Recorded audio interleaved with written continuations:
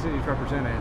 I mean, you're here, I guess, mainly on behalf of the White House. Yeah. What does this show about the level of widespread interest, urgency to find a nationwide change to what we're seeing in terms of gun violence? Well, this is obviously this is the #1 cause of premature death for all youth in America. But it's an issue that we've seen a huge grassroots movement working on for decades. Organizations like Cities United, like Safe Streets Baltimore, and really the hundreds that are here today have all been focused on addressing violence in their communities for a long time.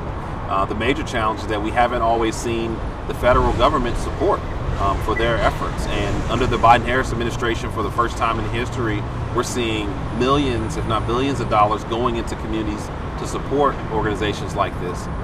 The Bipartisan Safer Communities Act actually committed $250 million in grants to help build up the capacity of organizations in this conference today to help address and prevent violence. And so this is really just a convening that celebrates but also showcases the hundreds of organizations across the country that have been doing this work but now have the full backing of the federal government to be successful. Yeah, I mean, they stood up your office. It didn't exist before. Yeah. Your position didn't exist before. What does that show about the federal and the White House commitment to solving this? Yeah, well, President Biden has rolled out more executive actions on gun violence than any president in history. And the creation of this first ever White House Office of Gun Violence Prevention is huge because this is not a commitment just to action. This is a commitment to sustaining that action and making sure the implementation and the ongoing support for communities impacted by violence is present under this president. So this is huge because it gives us, frankly, a team that's focused on this every single day and making sure that everything that we put forth is being as successful as possible, and frankly that everyone that's in pain has the resources they need to help navigate through their trauma and hopefully disrupt the cycle of violence that a lot of our communities, whether it's Atlanta, DC, or Seattle, or Houston, that are going through every day, they have the resources they need to help recover. Were there heavy hearts? I mean, especially today. I imagine this conference was planned well in advance of any mass shooting. Yeah. What was the energy like today? Yeah, I mean, sadly, everyone in that room has lost someone close to them to gun violence. Personally, I almost lost my own life to gun violence in 2013. But since I've been a part of this movement, I've lost 5 folks close to me to this crisis. And so, unfortunately, the people who are doing this work have been closest to the pain for a long time. And it's never forgotten how many people that we're here fighting for and working for. And when you wake up and you see the news of such a major tragedy, it's just another major reminder that this is not just an Atlanta issue. This is every community in America is dealing with the looming threat of gun violence and the trauma after a tragic event. Does it motivate you guys when you're in a room? I mean, maybe motivate's not the right word, but it almost just really showcases how important these discussions are when you wake up, to see the death toll. Yeah, it's just the worst kind of motivation you could hope for, right? But what I will say is that, every day that we're losing lives, there's people in this room and in this conference that are saving lives. And that's what's always a solid reminder that we're going in the right direction, is that a lot of the strategies that are being implemented are working.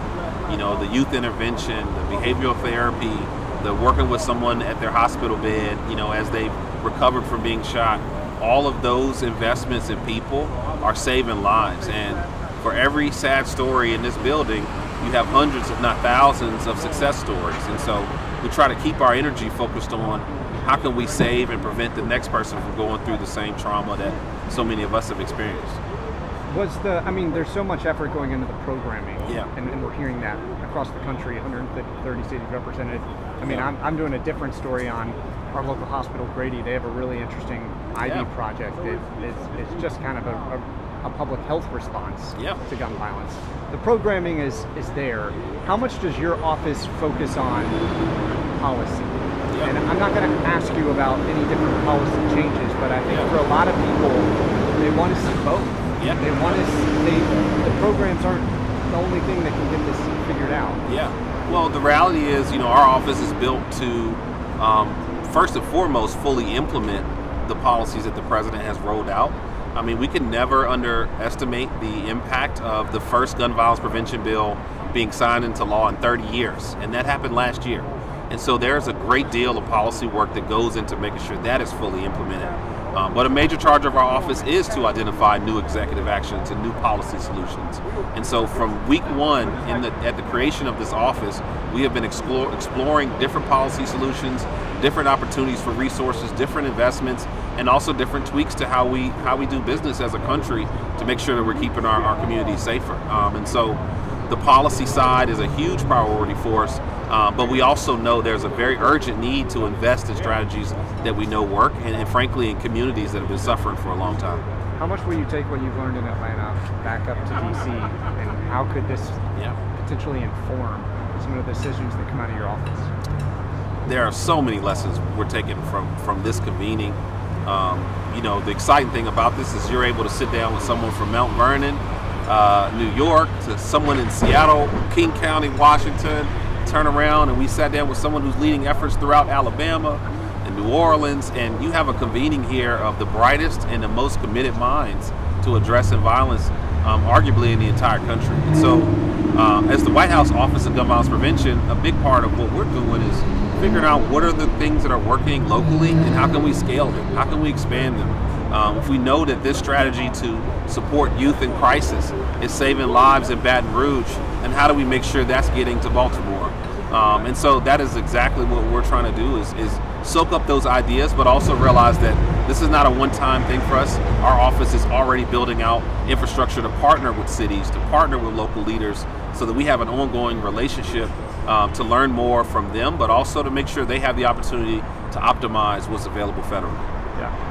Last question, you're wearing that pin. I mean, when a major shooting happens, how much are you guys in scramble mode? I mean, while you've been present here, I imagine you've been pulled and having conversations and just trying to figure out kind of a federal response. Yeah, well, unfortunately, you know, violence is impacting our communities every day. But one of our major charges is building a gun violence emergency response system that makes sure that all agencies of government are doing all they can to respond to communities, whether that's a mass shooting in a tragic moment like we're experiencing now, or it's everyday violence that's concentrated in a neighborhood that's been suffering for decades. And so while this is a moment of urgency for all of us, every day is a moment of urgency, because we know that the trauma and pain in one neighborhood is being felt, no matter if it's being televised on CNN or on the 5 o'clock news.